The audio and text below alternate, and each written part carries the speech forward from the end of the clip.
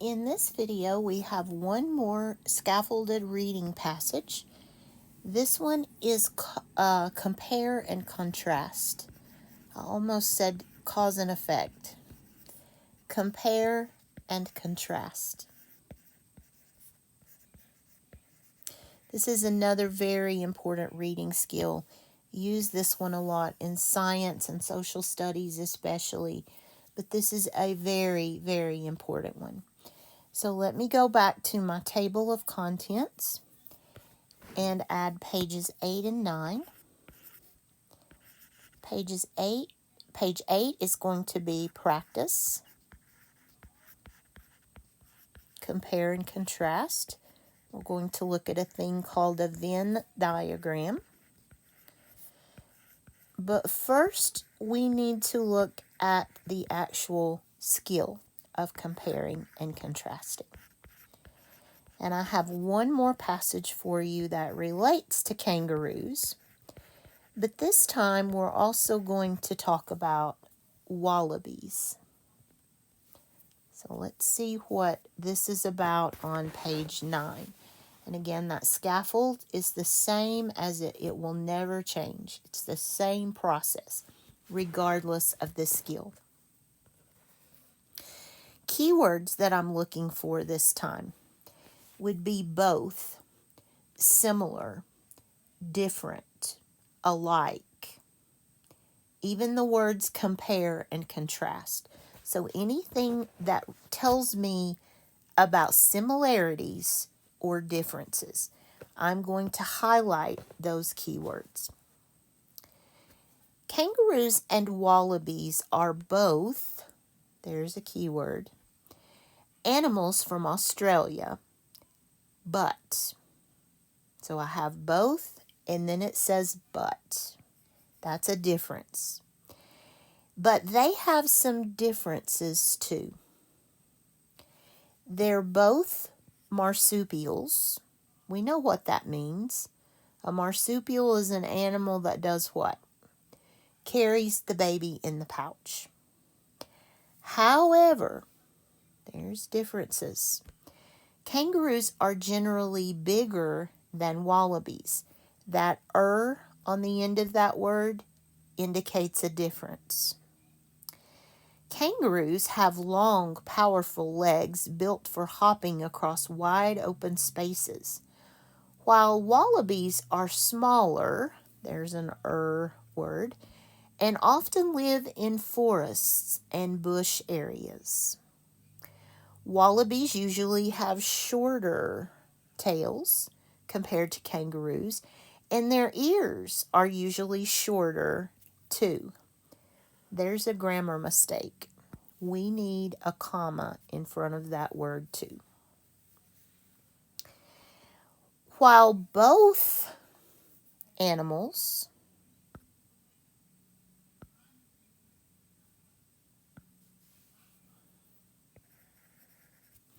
like to eat grass and plants, wallabies might have a more varied diet because they live in different habitats.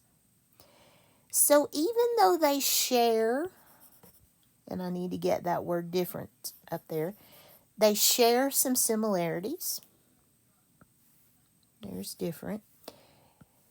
Kangaroos and wallabies have their own unique features that make them special. So looking at this fella with the shorter ears and the shorter tail, I do see a joey in there, right there. So it's a female, whatever it is. But those shorter ears and shorter tails, I'm guessing that's a wallaby. So let's do this. Let's come over here to keywords, and let's make a column right in the middle for the both. And then on this side, I'm going to put the kangaroos. And on this side, I'm going to put wallaby. And I'm going to make me some columns here. Those are the ultimate keywords. What is true of kangaroos? What is true of wallabies? and what is true of both. So if I read this again, and this time I'm going to read it by the whole sentence. I see another grammar mistake. I need a comma before the word to.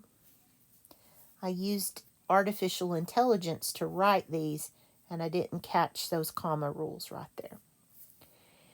Kangaroos and wallabies are both animals from Australia, but they have some differences too. So this sentence tells me that both of them are native to Australia. They're both marsupials. So that will go into the both column, which means they carried their babies in a pouch. However, kangaroos are generally bigger than wallabies. So kangaroo is the bigger one.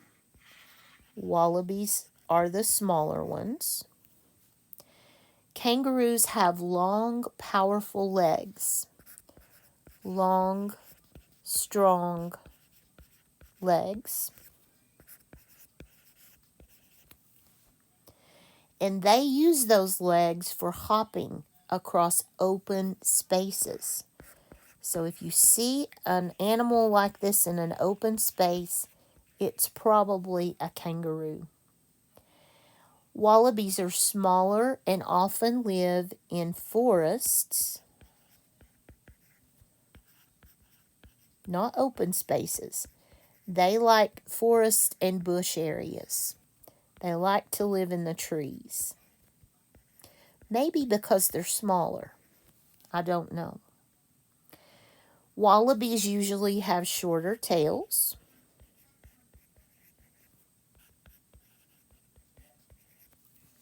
Compared to kangaroos, and their ears are shorter too. So shorter tails and ears. While both animals like to eat grass and plants, so they're both herbivores.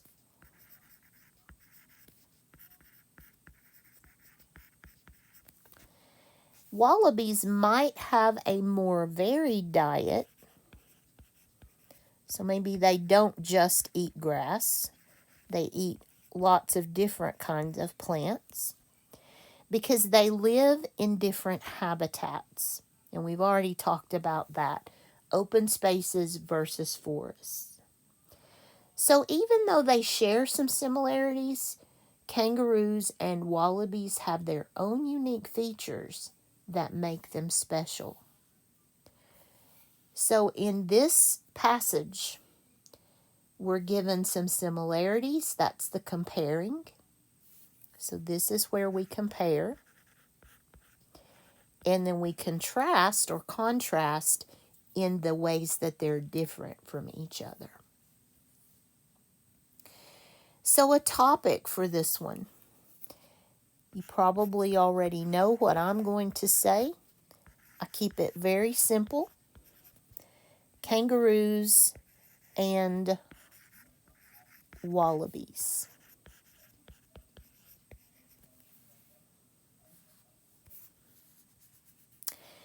And my main idea is that kangaroos and wallabies, remember it has to include my topic, are alike in some ways.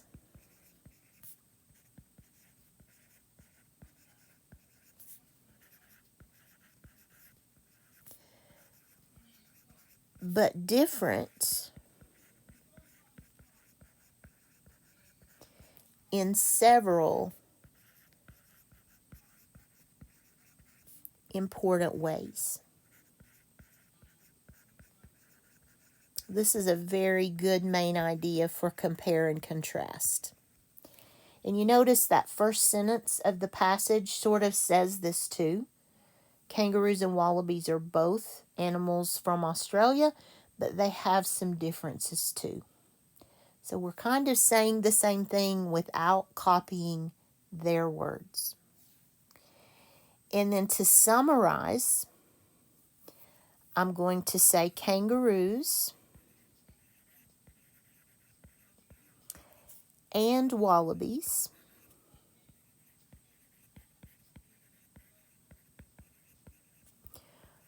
are herbivores.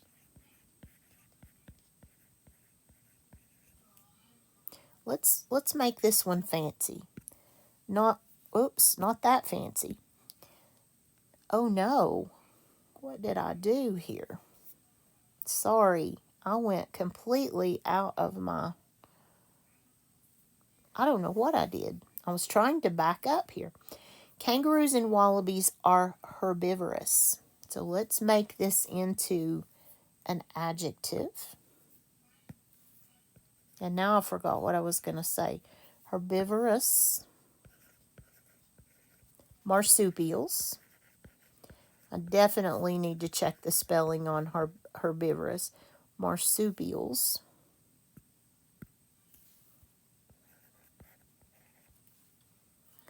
from Australia. Remember, we can use two sentences here. They are different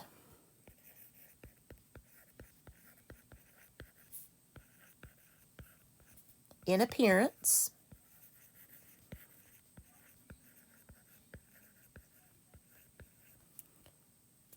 and live in different habitats.